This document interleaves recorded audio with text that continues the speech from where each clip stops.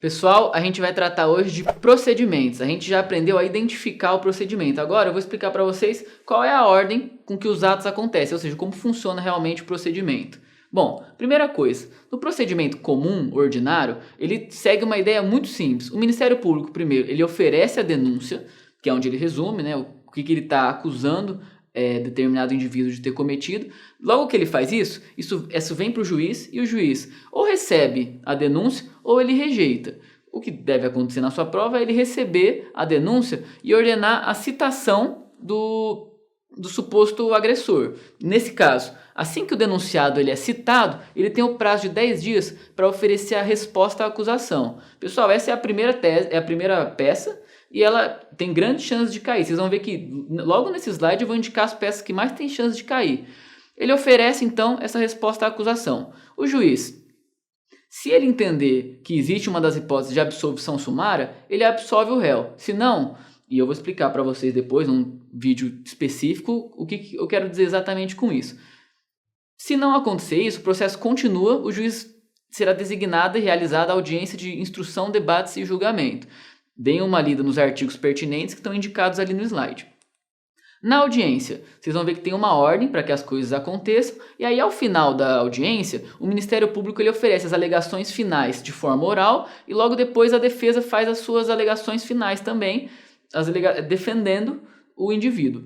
Como você está numa prova escrita, sempre que for para você fazer essa peça, vai haver a conversão das alegações finais em memoriais defensivos. O código ele traz essa previsão de que quando é requerida alguma diligência por alguma das partes ou quando a complexidade da causa de alguma forma indica a necessidade dessa conversão, o juiz converte essas alegações orais em memoriais. Essa é uma peça que tem grande chance de cair, porque é uma das peças em que você pode abordar a maior quantidade de conteúdos. Apresentou os memoriais, o juiz vai dar uma sentença condenatória ou absolutória, que será impugnável por recurso de apelação, que termina sendo a terceira peça desse slide aqui, que são as que tem mais chance de cair. Pessoal, vocês viram que não tem nenhum segredo. Denúncia, vai para o juiz recebe ou rejeita, depois cita o agressor, né, o réu, para que ele apresente a resposta à acusação, é realizada a audiência de instrução, debates e julgamento, apresenta-se memoriais, juiz dá a sentença. Se for condenatória ou ainda que seja absolutória, caberá recurso de apelação. Esse é o rito comum ordinário. Bom, qual que é a diferença do comum ordinário e para o comum sumário, que a gente explicou como é que determina num vídeo anterior? Bom, que pode ser relevante para vocês no momento da peça, é apenas uma. Eu vou mencionar para vocês três.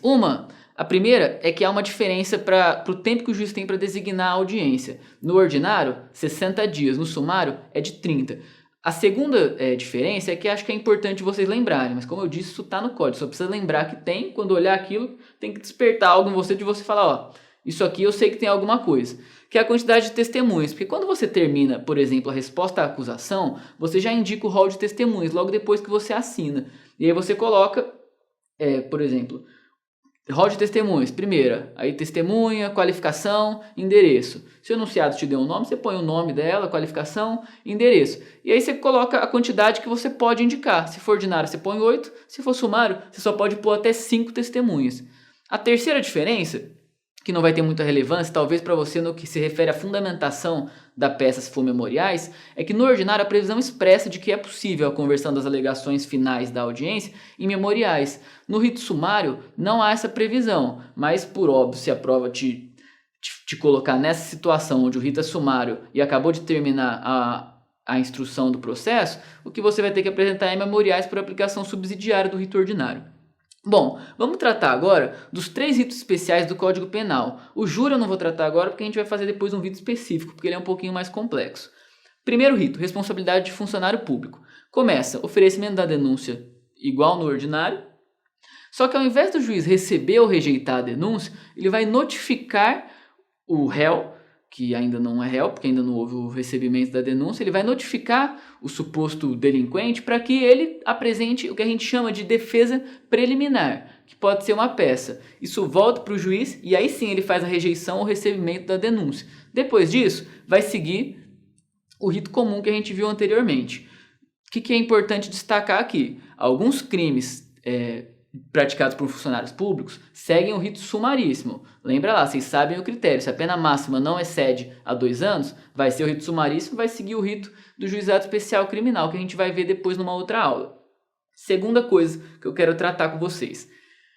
O STJ ele tem um posicionamento sumular de que quando houver inquérito instruindo o processo, é desnecessária a apresentação de resposta preliminar.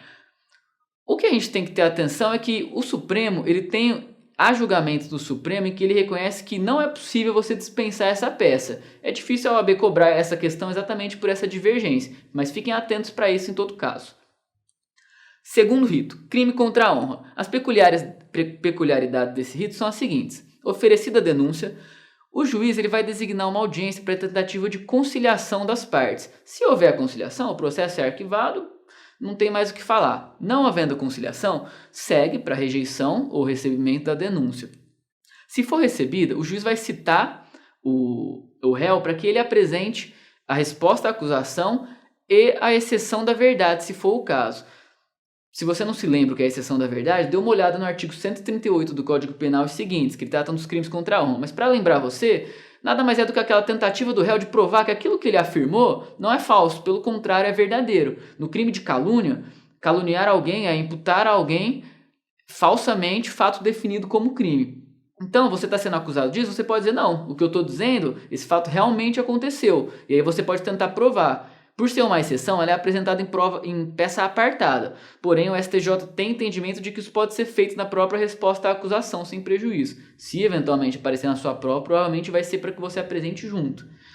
Feito isso, antes disso, só tome cuidado. Na calúnia, cabe quase sempre. Lá no Código Penal tem algumas exceções. Na difamação, não cabe, salvo no caso de funcionário público no exercício de sua função. Lembra, a difamação é quando você atribui uma conduta desonrosa, mas que não constitui um crime. Então você fala que ele está agindo mal no exercício da função. Por haver um interesse público nesse seu relato, entende-se que é cabível sim a exceção da verdade. E no caso de injúria, não cabe nunca a exceção da verdade, porque você está atribuindo a alguém uma qualidade desfavorável. Então, você chama alguém de feio, não tem como você entrar com uma exceção da verdade para provar que a pessoa realmente é feia. Não faria o menor sentido. Depois disso, apresentada essa resposta à acusação e eventualmente exceção da verdade, segue para a contestação do querelante, que é quem entrou com essa ação, que é a ação penal privada, para que ele rebata, para que ele conteste. Depois disso, vai para o juiz, para que o juiz dê uma decisão, eventualmente decidindo pela absolvição sumária, se for o caso, peraí que eu passei aqui sem querer, pela absolvição sumária e julgando a exceção da verdade. Depois disso, segue novamente conforme no rito comum. Para a gente terminar, no rito dos crimes contra a propriedade intelectual, que são aqueles relacionados com a pirataria, deem uma olhada no artigo 184 do Código Penal, existem algumas peculiaridades que eu quero apontar para vocês que se destacam. A primeira delas é que a lei prevê expressamente que a queixa ou denúncia ela não será recebida se não constar junto a prova da materialidade daquele delito. Por quê? Porque é um delito que deixa vestígio e você precisa provar mediante um exame pericial sob pena de nulidade.